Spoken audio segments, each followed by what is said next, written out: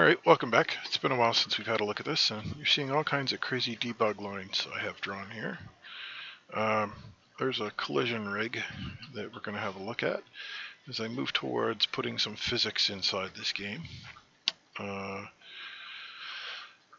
Working on a setup to be able to be ready to handle paths and some other things that have jumped in. Before, I may have mentioned that I have a lot of junk.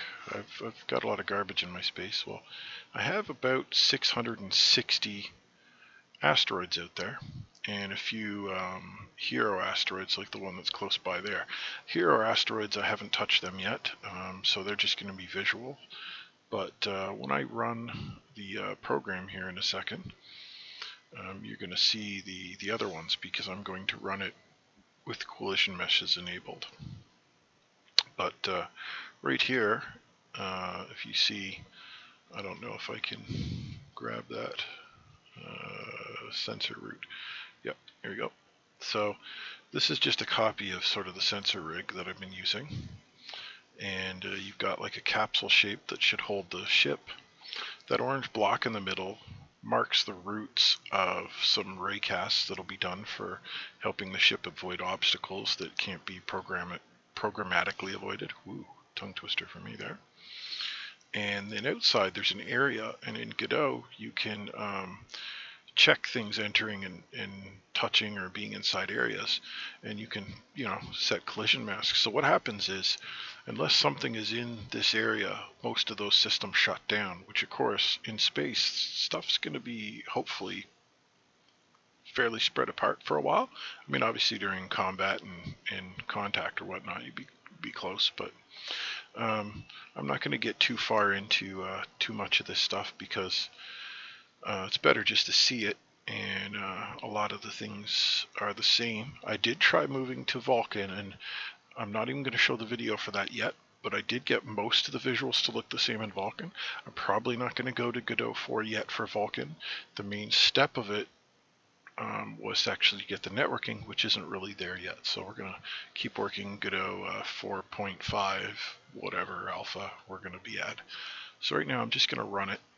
We're going to get the sound and some splash screen up before it'll actually be recordable for you there. See what happens when we go to full screen. For some reason it takes a while for OBS to grab it, but this is the ship we're in control of here now, the big ship, and all the guns are aiming at the closest thing now. And in the past you're used to me being able to tell the ship to move to a waypoint.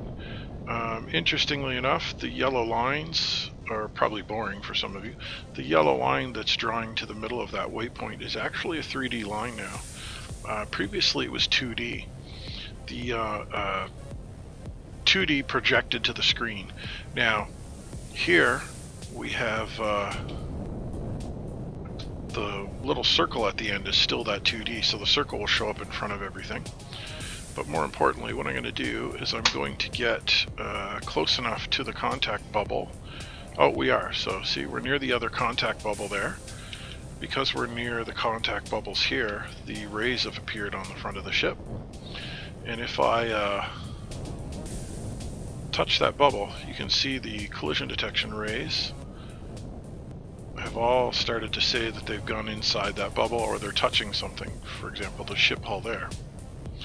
That's all very fine. We've seen that before. What you haven't seen is you see all those blue things out there. I have the I guess the collision shapes in debug mode right now.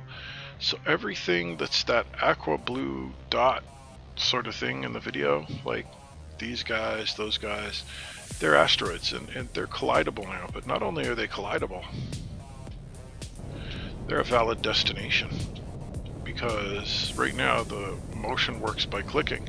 The only thing is I don't have the proximity slowing down yet, so it'll drive straight to the actual point right now, but I just got to work on that. That's just a little bit of the getting that AI navigation to come on. But still, let's go for a little fly down to the normal plane here. Yeah.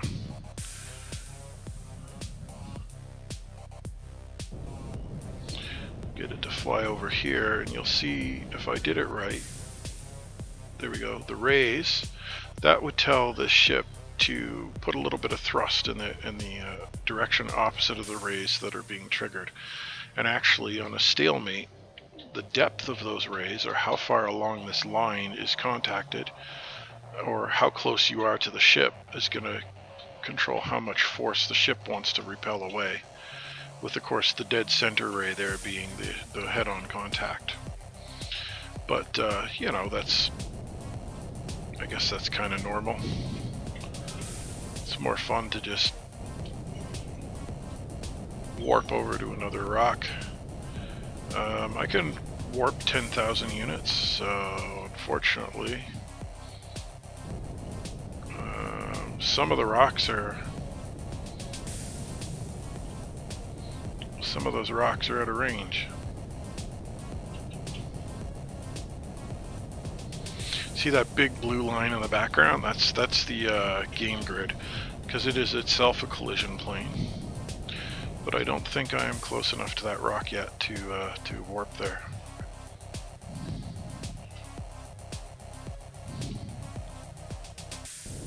Oh, that one's close.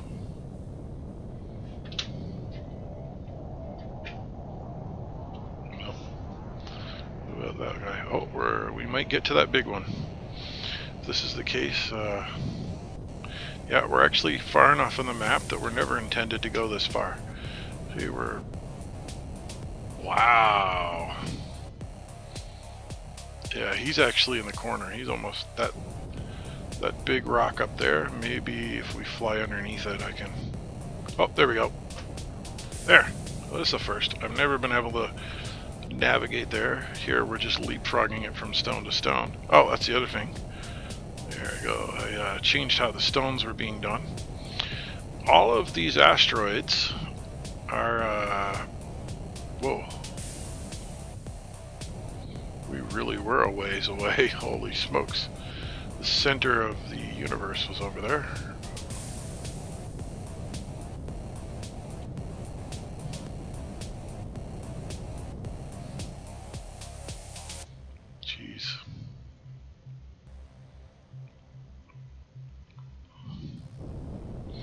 I have to get back down to the known game plane here.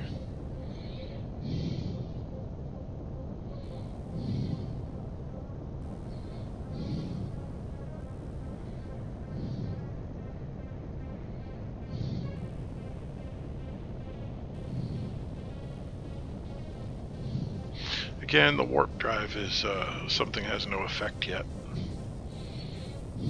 But and also collision avoidance isn't working. But that's where we're at. And yeah, I think we've seen the guns before. But let's see if we can hop to another ship. This fella here. See all those yellow lines? Those are all the waypoints it has. What I want to do is eventually get it so that these ships are actually moving under physics. Right now they're running directly under my function. I would like to get it under physics so that that way we could well, have things like colliding things or unexpected impacts. Because it would just be pretty cool, I think. But it would also mean that if you're dead in the water and your RCS thrusters didn't work, your roll control was disabled and your thrust was down and something hit you, you would drift. But I guess this is the first time I think I could really demonstrate how big the space or level is by traveling a little further than normally would be intended. Also, that click distance will be increased later. I mean, I have it set to 10,000 units, but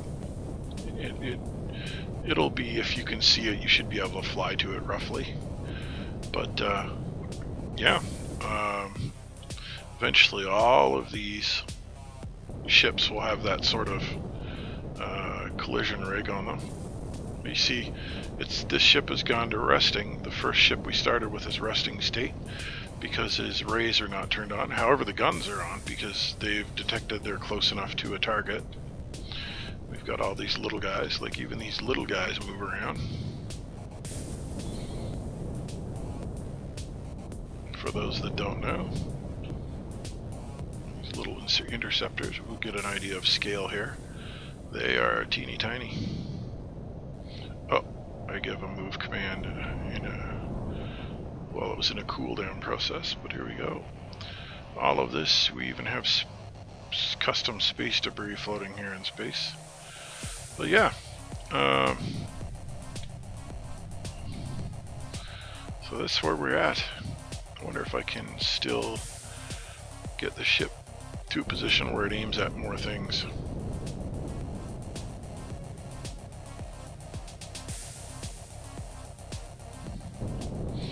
There was like this weird sweet spot. Oh, there we go. We can aim. Oh no, we lost the ones back there. It's not going to want to make that turn. There we go.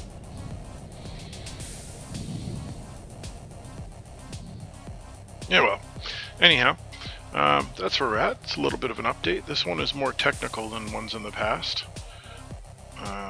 All those crazy blue dots are asteroids. That means they will eventually be collidable. They will be destructible. Also, they are procedural, including the collision shape. And this was all done using regular Godot tools. Anyhow, I hope you liked the video. I mean, if you watched it this far, you must like this kind of stuff. And, you know, thanks for watching. And I'll catch you in the next video. Oh, one quick note. Music in the background, if you're hearing it, just want to shout out. Aim to the Head, YouTube channel. Aim to the Head main tracks. A lot of them are royalty free as long as you credit them. So again, this is my big credit. It will be hearing more of them on my stuff because it's awesome stuff I find anyways. Anyhow, again, thanks for watching, and I'll see you in the next one.